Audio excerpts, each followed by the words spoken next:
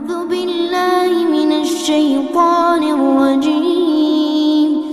بسم الله الرحمن الرحيم.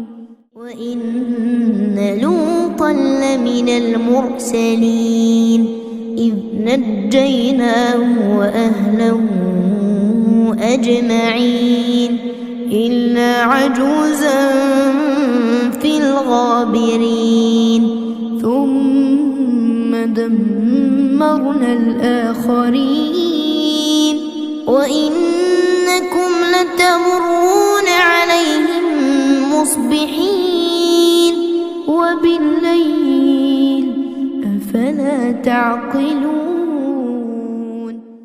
السلام عليكم ورحمة الله وبركاته. ഖുർആൻ പദം 1557 ദിവസത്തിലേക്ക് എല്ലാവരെയും ഹാർദമായി സ്വാഗതം ചെയ്യുന്നു. വിശുദ്ധ ഖുർആനിലെ 37 അധ്യായമായ സൂറത്ത് സ്വാഫാത്തിലെ 133 മുതൽ 138 വരെയുള്ള ആയത്തുകളാണ് ഇന്ന് പഠന വിധേയമാക്കുന്നത്. ക്ലാസ് ആരംഭിക്കുന്നതിനായി ആദരണീയനായ ഡോക്ടർ AI വിലായത്തുള്ള സാഹിബിനെ ക്ഷണിക്കുന്നു.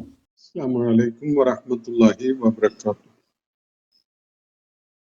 അഊദു ബില്ലാഹി മിനശ് ശൈത്വാനിർ റജീം. ബിസ്മില്ലാഹിർ റഹ്മാനിർ റഹീം. വഇന്ന ലൂതൻ ലമിനൽ മുർസലീൻ ഇദ് നജ്ജയ്നാഹു വഅഹ്ലഹു അജ്മഈൻ ഇല്ലാ അജൂസൻ ഫിൽ ഗാബിരീൻ ثم دمرنا الآخرين وإنكم لتمرون عليهم مصبحين وبالليل أفلا تعقلون. صدق الله العلي العظيم.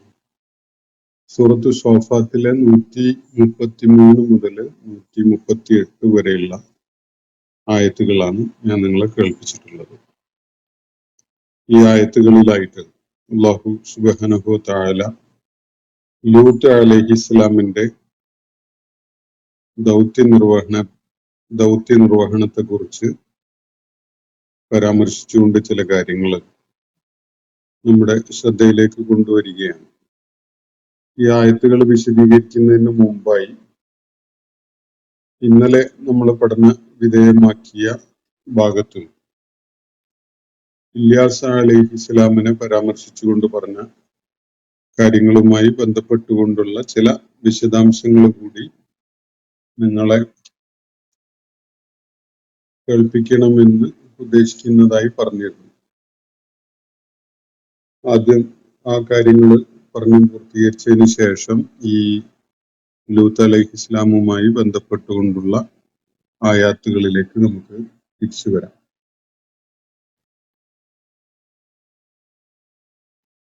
നമ്മള് ഇല്യാസ് അലൈഹിസ്സലാമിന്റെ ദൗത്യ നിർവഹണമാണ് ഈ ആയത്തുകളിൽ ഇന്നലെ പഠന വിധേയമാക്കിയ ആയത്തുകളിൽ കാണുകയുണ്ടായത്. ഇല്യാസ് അലൈഹിസ്സലാമിന്റെ കാലഘട്ടം നമ്മൾ മനസ്സിലാക്കി. ബൈബിൾ സ്രോതസ്സുകൾ വെച്ചുകൊണ്ട് വിലയിരുത്തുമ്പോൾ അത് ഈസ അലൈഹിസ്സലാമിന്റെ ഒരു 8-9 നൂറ്റാണ്ട് മുന്നെയും അതുപോലെ മൂസ അലൈഹിസ്സലാമിന്റെ കാലശേഷവുമാണ്. വിശേഷിച്ച് സുലൈമാൻ അലൈഹിസ്സലാമിന്റെ കാലശേഷം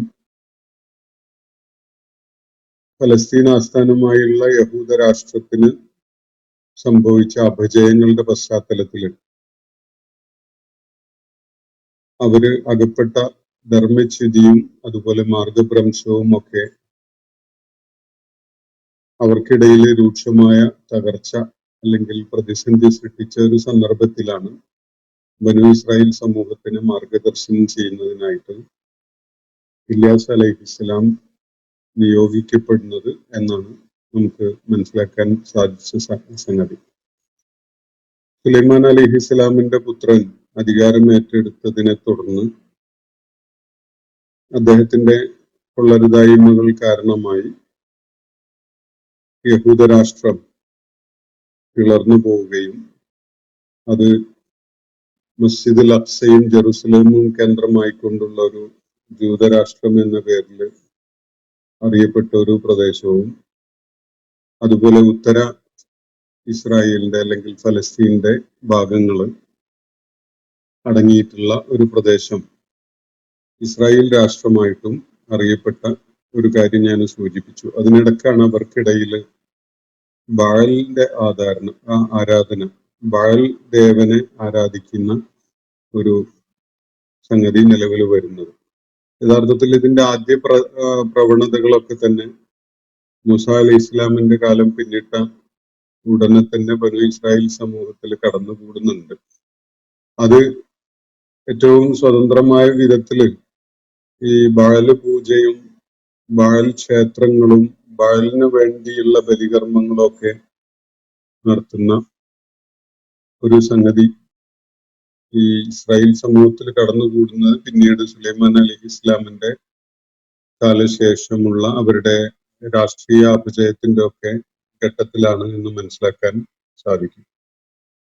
അപ്പോ ഇല്യാസ് അലൈഹിസ്സലാം ഈ ഇതിലെ ആദ്യ ഭാഗമായ മസ്ജിദുൽ അഖ്സ നിലകൊള്ളുന്ന പ്രദേശം അടങ്ങിയ ആ ഭാഗത്തുള്ള ആ ഭൂപ്രദേശത്തെ നിയന്ത്രിച്ചു കൊണ്ടിരുന്ന അല്ലെങ്കിൽ അവിടെ ഭരണം നടത്തിയിരുന്ന അധികാരികളെ ഇത് സംബന്ധമായിട്ട് ഉണർത്തിയ കാര്യമൊക്കെ നമ്മൾ കഴിഞ്ഞ ദിവസം കണ്ടു. ഇല്യാസ് അലൈഹി ഇസ്ലാമിന്റെ പ്രയത്ന ഫലമായിട്ട് ബാൽ പൂജാരികൾ, ബാലിന് ആരാധനാ കർമ്മങ്ങൾ അർപ്പിക്കുന്നതിനും അവിടെ യാഗം നടത്തുന്നതിനും ഒക്കെ നേതൃത്വം കൊടുത്തിരുന്ന പൂജാരികൾ ജനങ്ങളെ വഴിപഴപ്പിക്കുകയാണ് എന്ന കാര്യം എല്ലാവർക്കും ബോധ്യമാവുകയുണ്ടായി. ആഹാബ് രാജാവ് അതിനു വേണ്ട സൗകര്യമൊക്കെ ചെയ്തു കൊടുത്തിരുന്നു അവിടെ യാഗം നടത്തുന്നതിനും ബലി നടത്തുന്നതിനൊക്കെ. അപ്പൊ അതിന്റെ വിശദാംശങ്ങൾ നമ്മൾ കഴിഞ്ഞ ദിവസം കണ്ടു. പക്ഷെ ആഹാബ് രാജാവിന് ഇല്യാസ് അലൈഹി ഇസ്ലാമിന്റെ മാർഗദർശനമോ അദ്ദേഹത്തിന്റെ മുന്നറിയിപ്പോ താക്കീതോ ഒന്നും പ്രയോജനപ്പെടുത്താൻ സാധിക്കുന്നില്ല. അദ്ദേഹം കല്യാണം കഴിച്ചിരുന്നത് അദ്ദേഹത്തിന്റെ പത്നി ഒരു ബഹുദൈവ ആരാധകയായിരുന്ന, ഒരു ബാൽ പൂജ നടത്തിയിരുന്ന വ്യക്തി തന്നെയായിരുന്നു എന്നതിനാൽ ആ സ്വാധീനത്തിൽ നിന്ന് മുക്തി നേടാൻ അദ്ദേഹത്തിന് സാധിക്കുകയുണ്ടായില്ല. അങ്ങനെ പൂജാരികൾക്കെതിരിൽ സ്വീകരിച്ച നടപടികളുടെ പേരിൽ പ്രകോപിതയായ ഈ ആഹാബ് രാജാവിന്റെ പത്നി ഇല്യാസ് അലൈഹി ഇസ്ലാമിനെ അതിന്റെ പേരിൽ വകവരുത്തും എന്ന് പ്രഖ്യാപിച്ചതോടെ അദ്ദേഹത്തിന് അവിടുന്ന് ഹിജറ ചെയ്ത് പോവേണ്ടി വന്നു. അദ്ദേഹം സിനായ് മരുഭൂമിയോടടുത്ത സിനായ് മലയുടെ താഴ്വരയിലാണ് അഭയാർത്ഥിയായിട്ട് കഴിയുകയുണ്ടായത് എന്നാണ് ചരിത്രം സൂചിപ്പിക്കുന്നത്. ഇതിനെ തുടർന്നുള്ള ഒരു ഘട്ടത്തിലാണ് ഈ ജൂതരാജ്യത്തിന്റെ രാജാവ് യഹുറാം എന്ന പേരിൽ അറിയപ്പെട്ടിരുന്ന വ്യക്തിയുടെ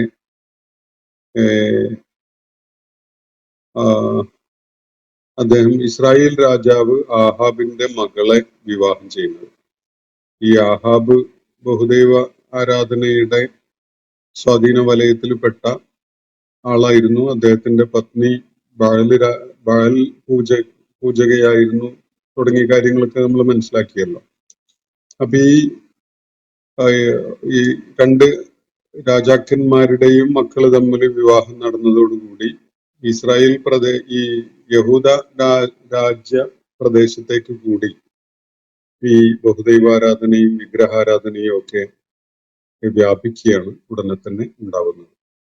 അപ്പോ യഹൂദ പ്രദേശത്തെ രാജാവിന് ഇല്യാസ് അലൈഹി ഇസ്ലാം താക്കീതൊക്കെ നൽകുന്നുണ്ട്. പക്ഷെ അതൊന്നും അദ്ദേഹത്തിന് കത്തെഴുതുകയൊക്കെ ചെയ്യുന്നുണ്ടെങ്കിലും ആ മുന്നറിയിപ്പുകളും താക്കീതുകളും ഒന്നും അവരിൽ പ്രത്യേകിച്ച് ഫലമൊന്നും ഉളവാക്കുന്നില്ല. അദ്ദേഹം നൽകിയ താക്കീതുകള് അവരുടെ രാഷ്ട്രത്തിന്റെ നിലനിൽപ്പുമായി ബന്ധപ്പെട്ടുകൊണ്ട് കൂടിയുള്ളതായിരുന്നു. അവരുടെ ഈ വിഗ്രഹാരാധനയിലേക്ക് നീങ്ങുന്നതോടുകൂടി അവർക്കെതിരെ ദൈവിക നടപടി ഉണ്ടാകും, അതിന്റെ ഫലമായി അവരുടെ രാഷ്ട്രം തന്നെ തകർന്നു പോകും തുടങ്ങിയിട്ടുള്ള മുന്നറിയിപ്പുകളൊക്കെ ഇല്യാസ് അലൈഹി ഇസ്ലാം അദ്ദേഹത്തിന് നൽകിയതായിട്ടാണ് ഇത്തരം സ്രോതസ്സുകൾ വെളിപ്പെടുത്തുന്നത്. ഈ താക്കീതുകൾ പിന്നീട് വൈകാതെ തന്നെ അക്ഷരം പ്രതി പുലരുന്നതായിട്ടും ചരിത്രം ചൂണ്ടിക്കാണിക്കുന്നുണ്ട്. അപ്പോ വൈദേശിക ആക്രമണം ഉണ്ടായി, രാജ്യം ഛിന്ന ഭിന്നമായി. യഹൂദ രാജ്യത്തിന്റെ രാജാവിന്റെ പത്നിമാര് വരെ പിടിക്കപ്പെട്ടു കൊണ്ടുപോയി ശത്രുക്കളാല്. അങ്ങനെ തുടർന്നുള്ള അതുപോലെ അദ്ദേഹം നേരത്തെ പ്രവചിക്കപ്പെട്ട വിധത്തിൽ തന്നെ ഉദരസംബന്ധമായ പല രോഗങ്ങളും വന്ന് അയാള് മരണമടഞ്ഞു. ഇങ്ങനെയൊക്കെയാണ് സംഭവിക്കുന്നത്. അപ്പോ വർഷങ്ങൾക്ക് ശേഷമാണ് ഇല്യാസ് അലൈഹി ഇസ്ലാമിന് ഇസ്രായേൽ രാജ്യത്തേക്ക് തിരിച്ചു വരാനൊക്കെ പറ്റുന്നത്. അത് തിരിച്ചു വരുന്നത് ആ ഘട്ടത്തിൽ അധികാരത്തിലുണ്ടായിരുന്ന ആഹാബിന്റെ മകൻ അഖസിയാബിനെ മാർഗദർശനം ചെയ്യുന്നതിനും താക്കീത് ചെയ്യുന്നതിനൊക്കെ വേണ്ടിയാണ് അദ്ദേഹം വന്നിട്ടുണ്ടായിരുന്നത്. എന്നാൽ അഖസിയാബിനെ ഗുണദോഷിക്കാനുള്ള ശ്രമങ്ങളും ഫലവത്തായില്ല. അദ്ദേഹത്തിന് എതിരില്, ഇല്യാസ് അലൈഹി ഇസ്ലാമിന് എതിരില് അദ്ദേഹവും കൂടെ ഉണ്ടായിരുന്നവരൊക്കെ തിരിഞ്ഞ ഒരു ഘട്ടം സംജാതമായി. അതിനെ തുടർന്ന് ഇല്യാസ് അലൈഹി ഇസ്ലാമിന് ആ പ്രതിസന്ധി ഘട്ടത്തില് അള്ളാഹു വാനലോകത്തേക്ക് ഉയർത്തി എന്നാണ് ഈ ബൈബിൾ സ്രോതസ്സുകളിൽ നിന്ന് മനസ്സിലാക്കാൻ സാധിക്കുന്നത്. ആഹാബിന്റെ വംശം രാഷ്ട്രീയമായിട്ട് തകർക്കപ്പെടുകയും അധികാരത്തിൽ നിന്ന് തുടച്ചു നീക്കപ്പെടുകയൊക്കെ ചെയ്തു. അതുപോലെ അവരുടെ ആ വംശത്തിന് തന്നെ ഒരു കുറ്റിയേറ്റ അവസ്ഥ ഉണ്ടായി എന്നതൊക്കെയാണ് അവിടുന്ന് അതിൽ നിന്ന് മനസ്സിലാക്കാൻ കഴിയുന്ന കാര്യം. ഇല്യാസ് അലൈഹി ഇസ്ലാമിനെ അള്ളാഹു ആ പ്രതിസന്ധിയുടെ ഘട്ടത്തില് ഒരു ചുഴലിക്കാറ്റ് സൃഷ്ടിച്ചുകൊണ്ട് ആകാശത്തിലേക്ക് ഉയർത്തി എന്നതൊക്കെയാണ് ബൈബിൾ സ്രോതസ്സുകളിൽ നിന്ന് മനസ്സിലാക്കാൻ സാധിക്കുന്ന കാര്യം. അപ്പോ ഈ ക്രൈസ്തവ യഹൂദ സമൂഹങ്ങൾ ഈ പ്രവാചകന്മാരുമായി ബന്ധപ്പെട്ടുകൊണ്ടുള്ള ചില വിശ്വാസങ്ങളും വെച്ച് പുലർത്തുന്നുണ്ട്. അത് ഈ 3 പ്രവാചകന്മാരുമായി ബന്ധപ്പെട്ടുകൊണ്ടുള്ളതാണ്. അവരുടെ വിമോചനം എന്നൊരു വിശ്വാസം അവർക്കിടയിലുണ്ട്. അതിലൊന്ന് ഇല്യാസ് അലൈഹി ഇസ്ലാമാണ്, രണ്ടാമത്തത് പ്രവചിക്കപ്പെട്ട ഈസ അലൈഹി ഇസ്ലാമാണ്, മൂന്നാമത്തത് ആ നബി എന്നൊരു പ്രയോഗം വേണമെങ്കിൽ മലയാളത്തിൽ പറയാവുന്ന വിധത്തിൽ മുഹമ്മദ് നബി സല്ലല്ലാഹു അലൈഹി വസല്ലമയെ കുറിച്ചുള്ള ഒരു പരാമർശവുമാണ്. ഈ 3 പ്രവാചകന്മാര് ആണ് അവരിലേക്ക് ഇനി വരാനുള്ളതായിട്ട് അവരുടെ സ്രോതസ്സുകളിൽ ഉണ്ടായിരുന്നത്. ആ നിലക്കാണ് അവർ മനസ്സിലാക്കിയിരുന്നത്. അപ്പൊ ഇതാണ് ഇല്യാസ് അലൈഹി ഇസ്ലാമുമായി ബന്ധപ്പെട്ടുകൊണ്ടുള്ള അവർക്കിടയിൽ നിലനിൽക്കുന്ന അല്ലെങ്കിൽ അവരുടെ സ്രോതസ്സുകളുടെ അടിസ്ഥാനത്തിലുള്ള വിവരങ്ങൾ. ഈ നേരത്തെ സൂചിപ്പിച്ച ബാലിനെ ആരാധിച്ച സംഗതിയുമായി ബന്ധപ്പെട്ടുകൊണ്ട് ചില കാര്യങ്ങൾ പറയുമ്പോൾ, ബാൽ എന്നുള്ള വാക്കിന്റെ അർത്ഥം യജമാനൻ, രാജാവ് എന്നൊക്കെയാണ്. വിശുദ്ധ ഖുർആനിൽ ഈ പദം ഭർത്താവ് എന്ന അർത്ഥത്തില് പലതവണ ഉപയോഗിച്ചത് കാണാം. ബാൽ എന്നതിന്റെ ബഹുവചനവും ഖുർആൻ ഉപയോഗിച്ചിട്ടുണ്ട്. സൂറത്തുൽ ബഖറയില് 228 ആയത്തില്, അതുപോലെ സൂറത്തു നിസായില് 27 ആയത്തില്, സൂറത്തു ഹൂദില് 72 ആയത്തിലൊക്കെ, അതുപോലെ സൂറത്തു നൂറിലും 31 ആയത്തില് ബഹുലത്തിഹിന്ന എന്നൊക്കെയുള്ള പ്രയോഗങ്ങൾ കാണാം. അത് ഈ ബാലിന്റെ ബഹുവചനമായിട്ട് തന്നെ വരുന്ന പദമാണ് എന്നാണ് മനസ്സിലാക്കാൻ സാധിക്കുന്നത്. സെമിറ്റിക് ഭാഷകളിൽ ചിലതില് ഈ പദത്തിന് ഈശ്വരൻ, ദൈവം എന്നൊക്കെയുള്ള അർത്ഥത്തില് അത് ആ പദം ഉപയോഗിക്കപ്പെട്ടിട്ടുണ്ട്. ഈ പേരില് ഇസ്രായേൽ സമൂഹത്തിനിടയിൽ വ്യാപകമായി ആരാധന അർപ്പിക്കപ്പെട്ടിരുന്ന ഒരു വിഗ്രഹ പ്രതിഷ്ഠയും പല ഘട്ടങ്ങളിലും ഉണ്ടായിട്ടുണ്ട്. അപ്പോ അതുപോലെ അത് സൂര്യദേവനും അതുപോലെ ജൂപ്പിറ്റർ, അതുപോലെ അങ്ങനെയുള്ള ദൈവസങ്കല്പങ്ങളുമായിട്ട് ബന്ധപ്പെടുത്തിക്കൊണ്ടും ബാലിനെ പരാമർശിക്കുന്നുണ്ട് അവർക്കിടയിൽ. ഒരു വളരെ വിശാലമായ ഒരു ഭൂപ്രദേശത്ത് തന്നെ ഈ ബാല് പൂജ, പ്രത്യേകിച്ച് ബാബിലോണിയ മുതൽ ഈജിപ്റ്റ് വരെയുള്ള ഭൂപ്രദേശങ്ങളിൽ പല ഘട്ടങ്ങളിലും വ്യാപകമായി നിലനിന്നിരുന്നു എന്നതാണ് മനസ്സിലാക്കാൻ സാധിക്കുന്ന ഒരു സംഗതി. മൂസ അലൈഹി ഇസ്ലാമിന്റെ തൊട്ടുടനെ തന്നെ ഈ ബാഅല് പൂജ ബനൂ ഇസ്രായേൽ സമൂഹത്തിലേക്ക് കടന്നുകൂടിയിട്ടുണ്ടായിരുന്നു എന്ന് ഞാൻ സൂചിപ്പിച്ചല്ലോ. ഇത് ശക്തിപ്പെടുന്നത് സുലൈമാൻ അലൈഹി ഇസ്ലാമിന്റെ കാലശേഷമാണ്. എന്ന് പറഞ്ഞാൽ നൂറ്റാണ്ടുകൾ തന്നെ പിന്നിട്ടതിന് ശേഷമാണ് അത് വലിയ സ്വാധീനവും അതുപോലെ അത്തരം വ്യതിചലനങ്ങൾക്ക് വലിയ അംഗീകാരമൊക്കെ ഇസ്രായേൽ സമൂഹത്തിൽ ലഭിക്കുന്നത്. അപ്പോ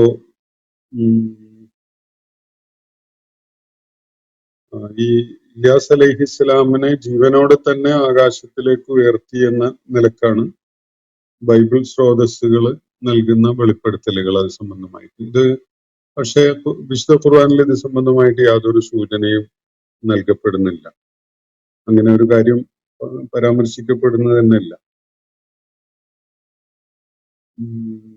അതുപോലെ ഇതുമായി ബന്ധപ്പെട്ടുകൊണ്ടുള്ളൊരു നമ്മൾ വായിച്ച ആയത്തുകളിൽ സലാമുൻ അലാ ഇല്യാസീൻ എന്ന് കണ്ടല്ലോ ഇന്നലെ വായിച്ച ആയത്തുകളുടെ അവസാന ഭാഗത്ത്. ഇല്യാസീൻ എന്നത് ഇല്യാസ് എന്ന പേരിന്റെ തന്നെ മറ്റൊരു രൂപമായിട്ട് മനസ്സിലാക്കപ്പെടുന്നുണ്ട്. അതുപോലെ ഇല്യാസ് എന്നതിന്റെ ബഹുവചനമായിട്ടും മുസ്ലിം എന്നതിന് മുസ്ലിമീൻ എന്ന് ബഹുവചന രൂപം ഉള്ള പോലെ ഈ പേര് അതിന്റെ ബഹുവചനമായിട്ട് മനസ്സിലാക്കപ്പെടുന്ന ഒരു രീതിയുണ്ട്. അതുപോലെ ഇനി അങ്ങനെയല്ല, അത് ഇല്യാസ് എന്നതിന്റെ തന്നെ മറ്റൊരു വായനയാണ് എന്ന നിലക്ക് കാണുന്ന ഒരു രീതിയുമുണ്ട്. അറബി ഭാഷയിലേക്ക് ഒരു അനറബി പദം കടന്നു വരുമ്പോൾ അങ്ങനെയുള്ള രൂപമാറ്റങ്ങൾ ഉണ്ടാവാറുണ്ട് എന്നതിന് പല തെളിവുകളും ഇത് സംബന്ധമായിട്ട് ഗവേഷണം നടത്തിയിട്ടുള്ള പല ആളുകളും ചൂണ്ടിക്കാണിക്കുന്നുണ്ട്. ഇപ്പോ തൂർ സിനീൻ എന്നത് ഒരിടത്ത് വിശുദ്ധ ഖുർആനിൽ തൂർ സൈന എന്ന് പറയുന്ന കാണാം. ഒരേ സംഗതി എന്നാണ്. സൈന എന്ന പേര് വേറൊരിടത്ത് തൂർ സിനീൻ എന്ന നിലയ്ക്ക്. അപ്പൊ ഒരേ സംഗതി വ്യത്യസ്തമായ വായനകളോ അല്ലെങ്കിൽ വ്യത്യസ്തമായ പദപ്രയോഗങ്ങളിലൂടെയൊക്കെ പരാമർശിക്കുന്ന രീതിയുണ്ട്. അറബി ഭാഷയിലേക്ക് ഒരു അനറബി പദം വരുമ്പോൾ ഈ വിധത്തിലുള്ള മാറ്റങ്ങൾ സ്വീകരിക്കപ്പെടുന്നുണ്ട് എന്നത് വെച്ചുകൊണ്ട് ഇല്യാസീൻ എന്നത് ഇല്യാസ് എന്ന പദത്തിന്റെ തന്നെ മറ്റൊരു രൂപമായിട്ടാണ് മനസ്സിലാക്കപ്പെടുന്നത്. അപ്പോൾ ഇതൊക്കെയാണ് ഇന്നലെ നമ്മൾ പഠന വിധേയമാക്കിയ ആയത്തുകളുമായി ബന്ധപ്പെട്ടുകൊണ്ട് നിങ്ങളുമായി പങ്കുവെക്കാനുണ്ടായിരുന്നത്. ഞാൻ ഇന്ന് നിങ്ങളെ കേൾപ്പിച്ച സൂറത്ത് സോഫാത്തിലെ 33 മുതൽ 38 വരെയുള്ള ആയത്തുകൾ വിശദീകരിക്കാം. വൈന്ന ലൂത്തൻ ലമിനൽ മുർസലീൻ എന്നാണ് ഇന്ന് ഞാൻ വായിച്ചു കേൾപ്പിച്ച ആയത്തുകളുടെ തുടക്കം. വൈന്ന ലൂത്തൻ ലമിനൽ മുർസലീൻ, നിശ്ചയമായിട്ടും ലൂത്ത് മുർസലികളിൽ പെട്ടവൻ തന്നെയാണ്, ദൈവദൂതന്മാരിൽ പെട്ടവൻ തന്നെയായിരുന്നു എന്നാണ് തുടക്കത്തിൽ പരാമർശിക്കുന്നത്. വൈന്ന ലൂത്തൻ ലമിനൽ മുർസലീൻ. ലൂത്ത് അലൈഹിസ്ലാമിനെ പരാമർശിച്ചുകൊണ്ട് നമ്മൾ ഇതിനകം ഒരുപാട് സന്ദർഭങ്ങളിൽ വിശദീകരിച്ചിട്ടുണ്ട് ലൂത്ത് അലൈഹി ഇസ്ലാം നിർവഹിച്ച ദൗത്യം. യഥാർത്ഥത്തിൽ ലൂത്ത് അലൈഹി ഇസ്ലാം ഇബ്രാഹിം അലൈഹി ഇസ്ലാമിന്റെ സഹോദര പുത്രനായിരുന്നു. അങ്ങനെ ഒരു സൂചന ഖുർആൻ തന്നെ നൽകുന്നുണ്ട്. ചരിത്ര സ്രോതസ്സുകളിൽ നിന്നും വിശദാംശങ്ങൾ ലഭിക്കുന്നുണ്ട്. അപ്പൊ ലൂത്ത് അലൈഹി ഇസ്ലാമും ഇബ്രാഹിം അലൈഹി ഇസ്ലാമിനോടൊപ്പം അദ്ദേഹത്തിന്റെ പത്നി സാറയും അതുപോലെ ലൂത്ത് അലൈഹി ഇസ്ലാമുമാണ് ഇറാഖിൽ നിന്ന് പലായനം ചെയ്ത് പോവുകയുണ്ടായത്. പലായനം ചെയ്യുന്ന ഘട്ടത്തിൽ ഇബ്രാഹിം അലൈഹി ഇസ്ലാമിനോടൊപ്പം ഉണ്ടായിരുന്ന 2 പേര് ഇവരായിരുന്നു. സഹോദരപുത്രൻ ലൂത്ത് അലൈഹി ഇസ്ലാമും പത്നി സാറ റളിയല്ലാഹു അൻഹയും. ഇവര് ഫലസ്തീൻ പ്രദേശത്തേക്കാണ് പോവുകയുണ്ടായത്. അങ്ങനെ ലൂത്ത് അലൈഹി ഇസ്ലാമിന് പിന്നീടാണ് ഈ ജോർഡാന്റെ ഭാഗമായിരുന്ന 2 ഭൂപ്രദേശങ്ങളിലേക്ക് അല്ലെങ്കിൽ 2 ഗ്രാമങ്ങളിലേക്ക് ബൈബിള് പരാമർശിക്കുന്ന സൊഡോം, ഗമൂറ എന്നീ പേരുകളിലാണ്. അപ്പോ ഈ പ്രദേശങ്ങളിലേക്ക് ദൈവദൂതനായിട്ട് നിയോഗിക്കപ്പെടുന്നത് ഈ പലായനത്തെ തുടർന്നുള്ള ഘട്ടത്തിലാണ്. അങ്ങനെ ആ പ്രദേശങ്ങളിലെ ആളുകളുടെ വഴിവിട്ട സദാചാരരഹിതമായ അല്ലെങ്കിൽ അധാർമികമായ ജീവിതത്തെ മുൻനിർത്തിക്കൊണ്ട് അവരെ താക്കീത് ചെയ്യുക എന്ന ഒരു ദൗത്യമാണ് ലൂത്ത് അലൈഹിസ്സലാം നിർവഹിക്കുകയുണ്ടായത്. നമ്മളത് പിന്നിട്ട പല സൂറത്തുകളിലും അതിന്റെ വിശദാംശങ്ങൾ മനസ്സിലാക്കിയിട്ടുണ്ട്. അപ്പൊ ഇവിടെ അള്ളാഹു വളരെ സംക്ഷിപ്തമായിട്ട് മാത്രം പരാമർശിക്കുകയാണ്. ഈ സന്ദർഭത്തിന്റെ ഒരു ആവശ്യം പരിഗണിച്ചുകൊണ്ട് മക്കയിലെ ആളുകളെ ഒരു ഓർമ്മപ്പെടുത്തലിന്, ഒരു തദ്കിറത്തിന് വിധേയമാക്കുക എന്ന നിലക്ക്. അപ്പോ വൈന്ന ലൂത്തൻ ലമിനൽ മുർസലീൻ, നിശ്ചയമായിട്ടും ലൂത്തും ദൂതന്മാരിൽ പെട്ടവൻ തന്നെയായിരുന്നു. ഇത് നജൈനാഹു വ അഹ്ലഹു അജ്മഈൻ, നാം അദ്ദേഹത്തെ രക്ഷപ്പെടുത്തി, അദ്ദേഹത്തെയും അദ്ദേഹത്തിന്റെ കൂടെ ഉണ്ടായിരുന്നവരെയും അദ്ദേഹത്തിന്റെ കുടുംബത്തെയും രക്ഷപ്പെടുത്തിയ സന്ദർഭം പ്രത്യേകം സ്മരണീയമാണ് എന്നാണ് അള്ളാഹു തുടർന്ന് പറയുന്നത്. ലൂത്ത് അലൈഹി ഇസ്ലാമിന്റെ സമൂഹത്തെ പിടികൂടിയിരുന്ന അധാർമികതയുടെ കാരണത്താൽ അവരെ താക്കീത് ചെയ്യുകയും ആ താക്കീതുകളെ പൂർണ്ണമായി അവർ അവഗണിക്കുകയൊക്കെ ചെയ്ത ഘട്ടത്തില് അവർക്കെതിരിൽ അള്ളാഹുവിന്റെ നടപടി ഉണ്ടായി. അതൊക്കെ നമ്മൾ വിശദമായിട്ട് മനസ്സിലാക്കി. അപ്പോ ഈ സംഗതി ആ ഘട്ടത്തില് ലൂത്ത് അലൈഹി ഇസ്ലാമിനെയും കുടുംബത്തെയും നാം രക്ഷപ്പെടുത്തുകയുണ്ടായി എന്നത് പ്രത്യേകം സ്മരണീയമാണ് എന്നാണ് അള്ളാഹുവിടെ വ്യക്തമാക്കുന്നത്. ഇല്ലാ അജൂസൻ ഫിൽ ഗാബിരീൻ, ഹിന്ദി നിന്നവരുടെ കൂട്ടത്തില് ഉൾപ്പെട്ട ഒരു വൃദ്ധയൊഴികെ എന്നാണ് തുടർന്ന് പറയുന്നത്. എന്ന് പറഞ്ഞാൽ ലൂത്ത് അലൈഹി ഇസ്ലാമിന് അള്ളാഹു പ്രത്യേകമായ ഒരു നിർദ്ദേശം നൽകുകയുണ്ടായത് നേരം പുലരുന്നതിന് മുമ്പായി തന്നെ നാട് വിട്ടു പോയിക്കൊള്ളണം എന്നാണ്. ഒരു പ്രത്യേക ഘട്ടത്തിൽ നമ്മള് രണ്ട് മാലാഖമാർ അവിടെ വന്ന സംഭവങ്ങളൊക്കെ മനസ്സിലാക്കിയതാണല്ലോ. അപ്പോ ആ ഘട്ടത്തില് നേരം പുലരുന്നതിന് മുമ്പായി തന്നെ നാട്ടിൽ നിന്ന് കുടുംബസമേതം പൊയ്ക്കൊള്ളാൻ വേണ്ടിയാണ് അദ്ദേഹത്തിന് നിർദ്ദേശം നൽകപ്പെട്ടത്. എന്നാൽ ലൂത്ത് അലൈഹി ഇസ്ലാമിനോടൊപ്പം അദ്ദേഹത്തെ പിന്തുണച്ചുകൊണ്ട് നിലകൊണ്ട കുറഞ്ഞ ആളുകൾ പോയി എന്നത് ഒഴിച്ചു നിർത്തിയാൽ നാട്ടുകാര് ബഹുഭൂരിപക്ഷവും അങ്ങനെയുള്ള അദ്ദേഹത്തിന്റെ താക്കീതുകൾക്കൊന്നും വില കൽപ്പിക്കുകയുണ്ടായില്ല. പിന്നെ ദൈവിക നടപടി ഉണ്ടാകുന്നതിനെ കുറിച്ച് അവർക്ക് അറിയുമായിരുന്നുമില്ല. അങ്ങനെ ലൂത്ത് അലൈഹി ഇസ്ലാമിനെ പരിഹസിച്ചു കൊണ്ടിരുന്ന അദ്ദേഹത്തിന്റെ താക്കീതുകളെ നിസ്സാരമായി കണ്ട ആളുകളാണ് നാട്ടിൽ അവശേഷിച്ചിരുന്നത്. അവരോടൊപ്പമായിരുന്നു ഒരു വൃദ്ധയും ഉണ്ടായിരുന്നത്. ലൂത്ത് അലൈഹി ഇസ്ലാമിന്റെ അദ്ദേഹത്തിനെ പിന്തുണക്കാൻ കൂട്ടാക്കാതിരുന്ന പത്നിയെ ആണ് ഇവിടെ ഈ അജൂസ് എന്ന പദം ഉപയോഗിച്ചുകൊണ്ട് സൂചിപ്പിക്കുന്നത് എന്നതാണ് ഒരു യോജിപ്പോടുകൂടിയുള്ള ഇത് സംബന്ധമായ ഒരു വിശദീകരണം. മിക്കവാറും എല്ലാ ഖുർആൻ മുഫസ്സിറുകളും ആ നിലക്കാണ് അജൂസ് എന്ന പരാമർശത്തെ കാണുന്നത്. വാർദ്ധക്യത്തിലെത്തിയ ഒരു സ്ത്രീ, ഒരു കിഴവിയായ ഒരു സ്ത്രീ എന്നൊക്കെയാണ് ആ പദത്തിന്റെ അർത്ഥം. ഇല്ല അജൂസൻ ഫിൽ ഗാബിരീൻ, ഗാബിറുകൾ എന്ന് പറഞ്ഞാൽ പുറപ്പെട്ടു പോരാത്ത, പിന്നിട്ട് നിന്ന, അവിടെ തന്നെ അവശേഷിച്ച ആളുകൾ. അപ്പോ നാട്ടിൽ തന്നെ അവശേഷിച്ച ലൂത്ത് അലൈഹി ഇസ്ലാമിനോടൊപ്പം പുറപ്പെടാതെ പിന്തി നിന്നവരുടെ കൂട്ടത്തിലായിരുന്നു ഈ ഒരു കിഴവിയായ വൃദ്ധയായ സ്ത്രീ. അവരൊഴികെ ബാക്കി എല്ലാവരെയും ലൂത്ത് അലൈഹി ഇസ്ലാമിന്റെ കുടുംബത്തെ മുഴുവനായും നാം രക്ഷപ്പെടുത്തുകയുണ്ടായി എന്നത് ശ്രദ്ധേയമായൊരു കാര്യമാണ് എന്നാണ് ഇവിടെ സൂചിപ്പിക്കുന്നത്. സുമ്മ ദമ്മർനൽ ആഖിരീൻ, അങ്ങനെ ലൂത്ത് അലൈഹി ഇസ്ലാമിനെയും കുടുംബത്തെയും അവിടെ നിന്ന് രക്ഷപ്പെടുത്തിയതിനെ തുടർന്ന് അവിടെ ശേഷിച്ച ആളുകളെ നാം നശിപ്പിക്കുകയുണ്ടായി.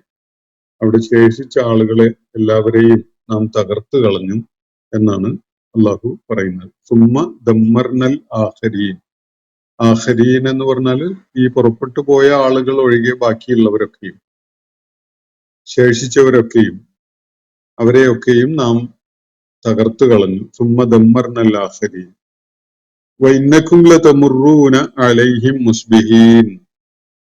അപ്പോ മക്കയിലെ ആളുകളെ സംബന്ധിച്ചിടത്തോളം അപരിചിതമായ ഒരു കഥയല്ല ഇത്. അവരുടെ കച്ചവട യാത്രക്കായിട്ട് അവര് ഫലസ്തീനിലേക്കും അതുപോലെ സിറിയയിലേക്കും ഒക്കെ പോകാറുണ്ടായിരുന്നത് ലൂത്ത് അലൈഹി ഇസ്ലാമിന്റെ ജനത അധിവസിച്ചിരുന്ന ഭൂപ്രദേശത്തു കൂടിയാണ്. അവരുടെ അവശിഷ്ടങ്ങൾ പലതും കിടക്കുന്ന പരിസരത്തു കൂടിയാണ്, അവരുടെ വാസസ്ഥലങ്ങൾ തകർക്കപ്പെട്ടതിന്റെ പരിസരത്തു കൂടിയാണ് ഈ കച്ചവട യാത്രകള് മക്കയിലെ ആളുകൾ നടത്തിയിരുന്നത്. അവർക്ക് പരിചയമുള്ള ഒരു പ്രദേശവും ഒരു ചരിത്രവും ഒരു ജനതയും ഒക്കെയാണ്. അപ്പോ അതിനെ അള്ളാഹു അവർക്ക് ആ നിലക്ക് തന്നെ പരാമർശിച്ചുകൊണ്ടാണ് ഇവിടെ അതിനെക്കുറിച്ച് പറയുന്നത്. വൈന്നക്കും ലതമുറൂന അലൈഹി, നിങ്ങൾ അവർക്കിടയിലൂടെ എന്ന് പറഞ്ഞാൽ അവരുടെ അവശിഷ്ടങ്ങൾക്കിടയിലൂടെ നടക്കുന്നവരാണല്ലോ.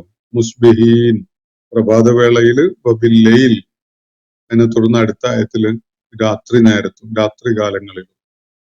രാവെന്നോ പകലെന്നോ വ്യത്യാസമില്ലാതെ നിങ്ങളുടെ കച്ചവട യാത്രകൾ നടത്തുന്നത് ഈ കൂട്ടരുടെ വാസസ്ഥലങ്ങൾ തകർന്നടിഞ്ഞ പ്രദേശങ്ങളിലൂടെയാണല്ലോ എന്നാണ് അള്ളാഹു ഓർമ്മപ്പെടുത്തുന്നത്. അഫലാ തഅഖിലൂൻ, നിങ്ങൾ എന്തേ ഒരല്പം പോലും ബുദ്ധി പ്രയോജനപ്പെടുത്തി ആലോചിക്കാത്തത് എന്നതാണ് തുടർന്ന് അള്ളാഹു ചോദിക്കുന്നത്.